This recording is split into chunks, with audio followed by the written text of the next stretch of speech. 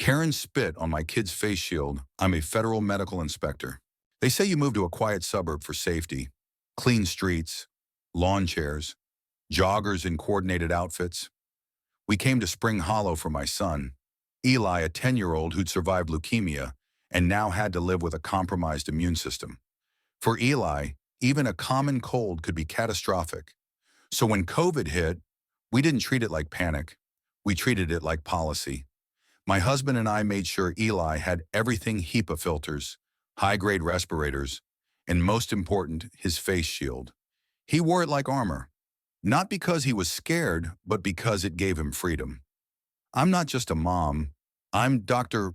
Hannah Mendez, federal inspector for the Department of Health and Human Services. I've spent the last decade auditing public hospitals for infectious disease compliance.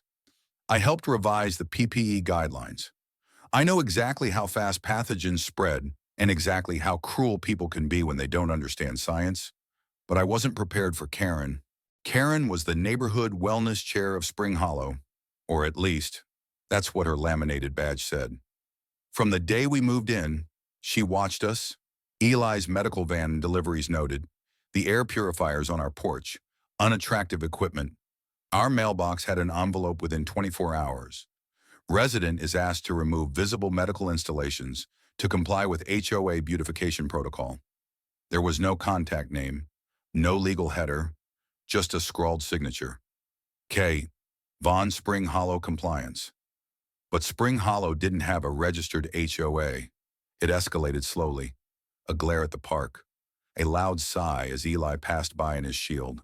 One time she barked, "Why don't you just keep him inside if he's that fragile?" We ignored her until we couldn't. It was a Sunday morning. Eli and I were walking to the little free library.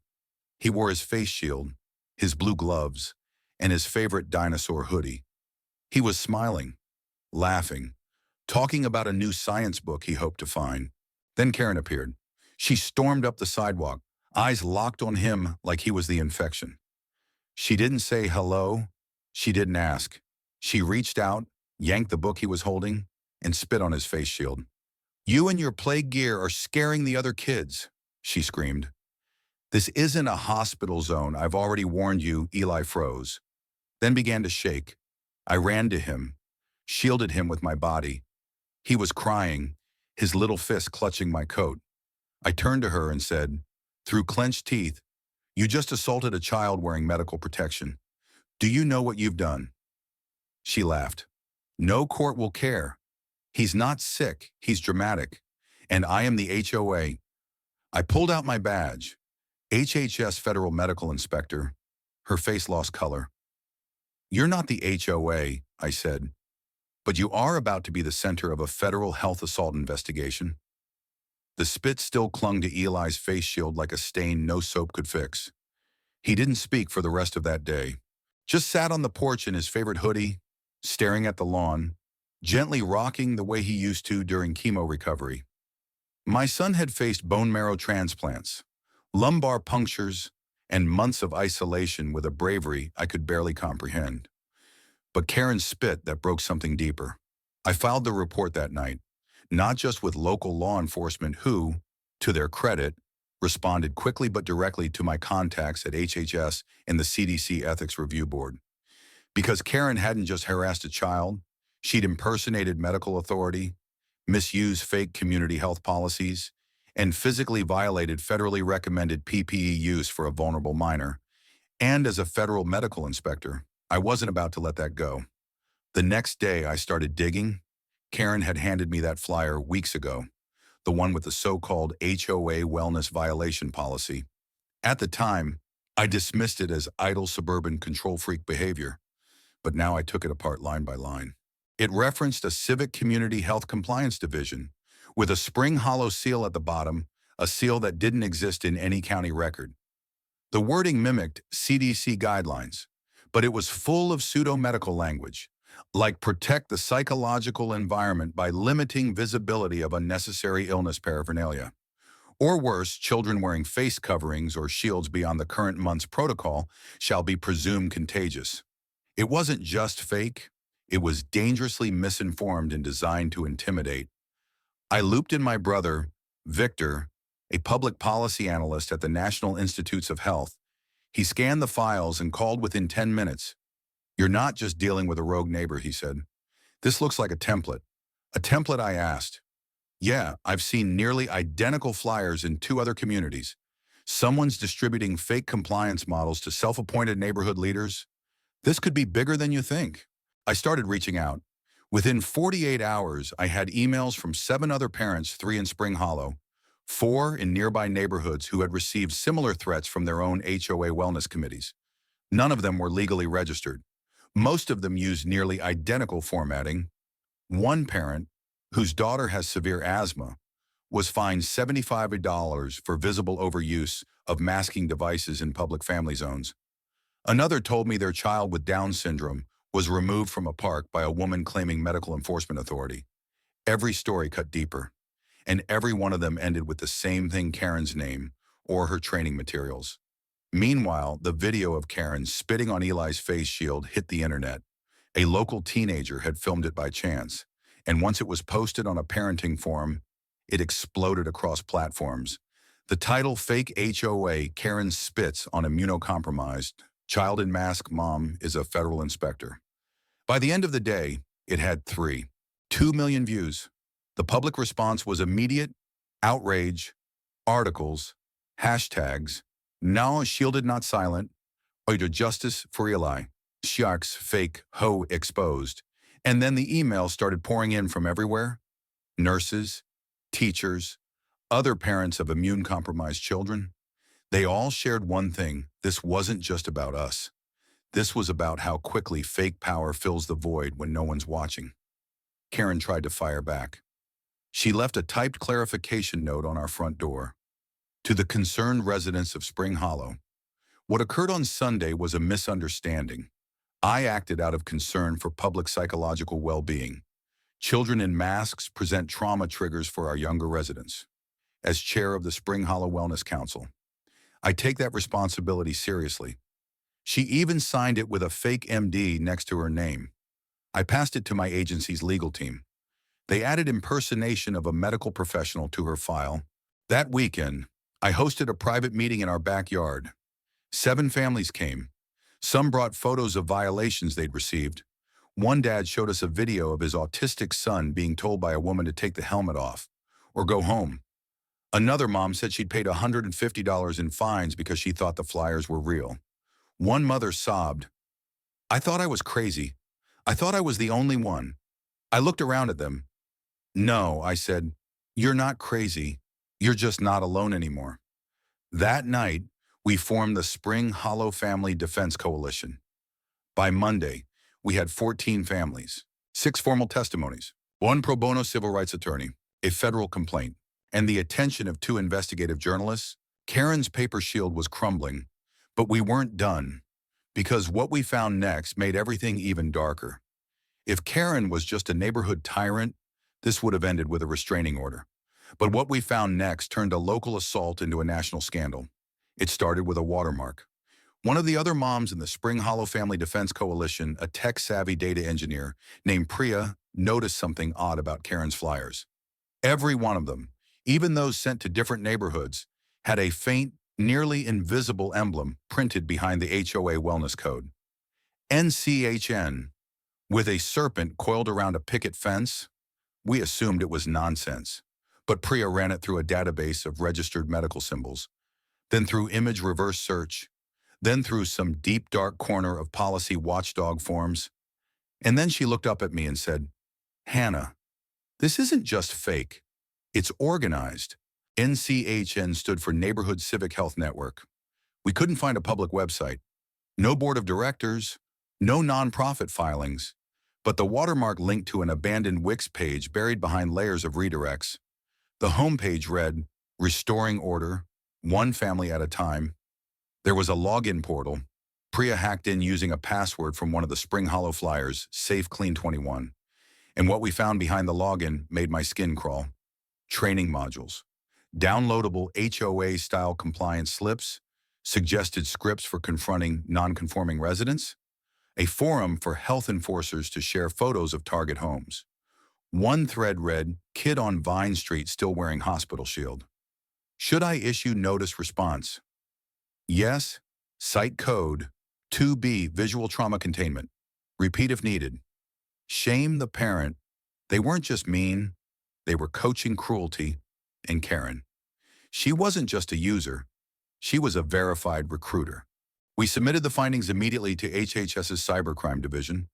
By Friday, the DOJ cyber team confirmed the site had over 4,000 users across 12 states. Most operated in unregulated neighborhoods, often rural or suburban, where no official HOA existed. The Wellness Council titles fabricated, the health codes invented, the intimidation tactics standardized. Karen wasn't a rogue actor. She was part of an underground movement that weaponized public health language to control families, target disabled children, and enforce imaginary neighborhood law. And now, with federal attention, she was caught in the storm's eye. We prepared for a confrontation, but Karen beat us to it. It happened at the Spring Hollow Community Center. We'd called a meeting to inform families of their rights. Karen stormed in like she owned the place megaphone. Uniform. 2 assistants in tow. She stood on a folding chair and shouted, "Don't believe the lies. These people are bringing trauma to our streets. They want fear to control you. Look at their children covered in gear like soldiers." Her finger jabbed toward Eli. I stepped between them, shaking with rage. But I didn't have to say a word, because Agent Morris, sent from the DOJ Office of Consumer Protection, walked in behind her. He calmly handed her a thick packet of paper. "Ms. Vaughn, you are hereby served. You're under investigation for conspiracy to commit harassment, impersonation of medical authority, and interstate fraud involving unregistered health code documents." Karen stammered. "You can't, this isn't." Federal Agent Morris pulled out his badge. "Ma'am, it is now." Karen was arrested on the spot. Her assistants scattered. The parents cheered. The fallout came fast. News crews arrived within the hour. The footage of Karen being escorted away in handcuffs aired on national news under the headline, "Fake HOA Wellness Officer Arrested in Spitting Assault." National Network discovered. Articles appeared everywhere. Washington Post, ProPublica, NPR. I was asked to speak on Meet the Press. I declined, but I did write an op-ed for The Atlantic titled "Weaponizing Wellness, the New Face of Suburban Power Abuse." The NCHN site was shut down within a week. Federal indictments followed.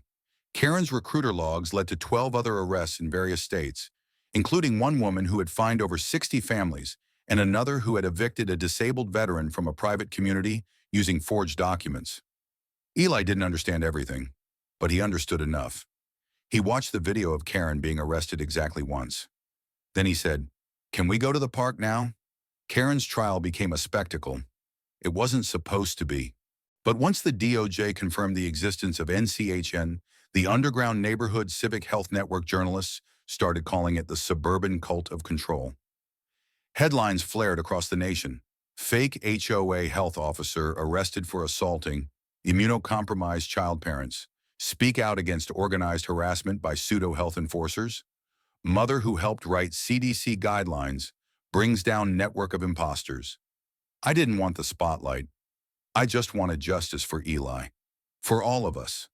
But by the time I walked into that federal courtroom in a navy blazer and flat shoes badge clipped to my bag, it was clear this story belonged to more than just us. Karen's lawyers tried to spin it. They framed her as a passionate community advocate who had gone too far in a time of national health confusion. They blamed the pandemic. They blamed social media. They even tried blaming me for inciting mass hysteria. But the prosecution had everything. Video of the assault, copies of the fake compliance letters, screenshots from NCHN's private forums, including Karen's comment under a photo of Eli. "If he's that weak, he doesn't belong outside. He's just fear propaganda." The courtroom was silent as that line echoed from the projection screen. I glanced at Eli, seated beside a sketch artist. He was clutching his drawing pad, his eyes calm, his shield resting in his lap, not out of fear anymore, but pride. I took the stand the next day. I didn't come here as an inspector. I told the jury, I came here as a mother, I explained Eli's history, the leukemia, the bone marrow donor match we'd fought for, the immunodeficiency that meant a sneeze could send him to the ICU. But what broke my heart, I said, wasn't that Karen spat on my child. It was that she did it in the name of health, and people believed her. One by one, others followed. A father whose autistic son was removed from a park, a nurse whose HIV-positive nephew was banned from a playground, a mother who paid $200 in fake HOA fines for letting her kid wear a medical visor. Their voices filled the room like a wave. And Karen, she never once apologized. She sat there, arms crossed, staring at the wall like none of us mattered, until the verdict came, guilty. On 6 federal counts, assault of a vulnerable minor, impersonation of a federal health official, wire fraud harassment under false authority, dissemination of fraudulent medical compliance, conspiracy to commit coercion across state lines, sentenced to 11 years in federal prison, no parole for 5. But her fall wasn't the end. The real work began after. Spring Hollow was fractured. For every parent who had spoken out, there were neighbors who stayed silent. Some had watched Karen terrorize the block for years. Some had paid her fake dues. Some had looked the other way when she made kids cry. Guilt filled the sidewalks like fog. So we started small. Victor, my brother from NIH, Priya, our data specialist, and I created Clearline, a nonprofit that provides legal support and advocacy to families harmed by fake HOAs and neighborhood harassment networks. We partnered with real community organizers, housing regulators, and disability rights coalitions.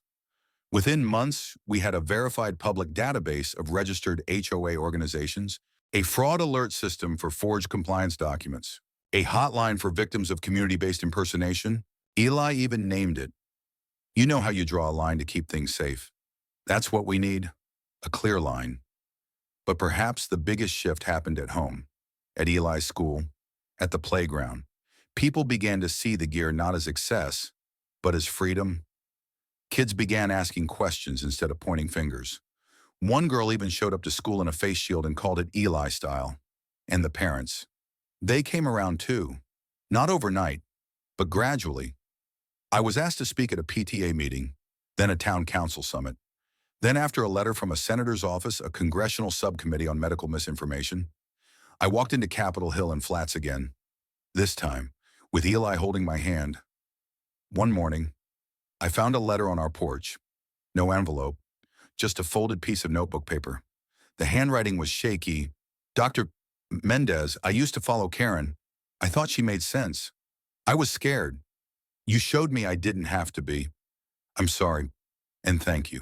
We never found out who wrote it, and we didn't need to, because the fear Karen used to rule with it had been replaced by accountability, by compassion, by truth. The first time Eli walked into school without his shield, the whole hallway went silent. Not because he wasn't wearing it, but because he was carrying it, like a badge, like a banner, like something earned. He still wore it some days, especially when flu season hit, or when he was feeling vulnerable. But now, when he wore it, kids didn't whisper. They asked where to get one like it. A few even doodled stickers and handed them to him, just to decorate it. Eli called it his justice helmet. Spring Hollow changed in ways I never imagined. The fake HOA signs were gone, all of them, torn down and replaced by a bright new board painted by the neighborhood kids. At the center was a tree with a winding path. Around it were hand-drawn faces smiling, diverse, protected. Above it were the words, "We keep each other safe."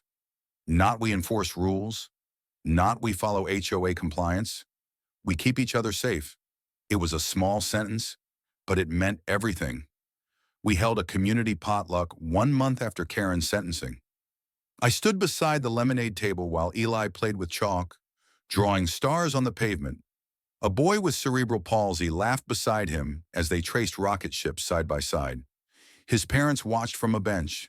I caught the mother's eye, and we both smiled knowing we were standing on new ground. Safe ground. Victor, my brother, flew in from D.C., to see it himself. You turned a neighborhood story into federal policy. He said over dinner, that's not just impressive. Hannah, that's movement making. Clearline had already helped 36 families in 11 states by then. We had testimony lined up for the House Committee on Health and Safety. The Department of Justice had launched a full task force to investigate neighborhood-based impersonation abuse. But none of it compared to what Eli said to me that night. He climbed onto my lap, curled under a blanket, and whispered, "Mom, do you think if Karen saw the new sign, she'd still be mad I blinked?"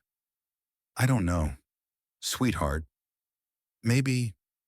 He thought for a second, then said, "That's okay, because now we made a place where kids like me don't get yelled at." He paused.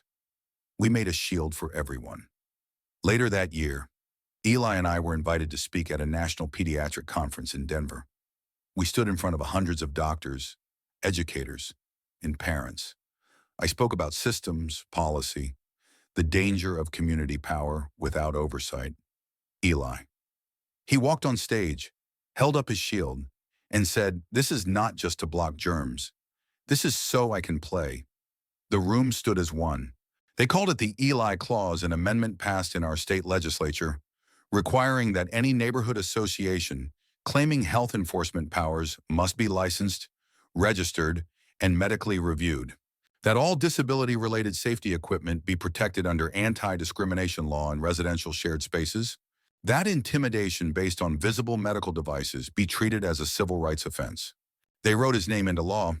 I didn't cry in the Capitol chamber, but I did the moment we got home, when Eli quietly taped his name under the fridge magnet that read, "Our house is a hospital of love." People still ask me if I ever ran into Karen again. I didn't. Her sentence was firm. She filed no appeal. She issued no apology. But one day, I got a letter from a woman in another state. Her neighborhood had ousted their own HOA wellness officer after seeing our story. The woman's son had been told he looked too sick to play outside. They stopped her because someone else had done it first. At the bottom of the email, she wrote, "We used Eli's words. We made a shield for everyone. Thank you. We didn't set out to make change. We just wanted to walk our block in peace. We just wanted a quiet place for a boy who fought harder than most adults ever will. We just wanted to breathe." But sometimes quiet is not what heals. Sometimes you have to speak, loudly, clearly, not just for yourself, but for those who are still being told to stay invisible. Have you ever seen fake authority used to hurt others in the name of rules? Have you ever watched power protect itself by pretending it was helping? Now's the time to speak. Share your story, amplify someone else's, push for real oversight, because masks don't make people dangerous. Silence does, and sometimes the smallest shield in the world can start a revolution.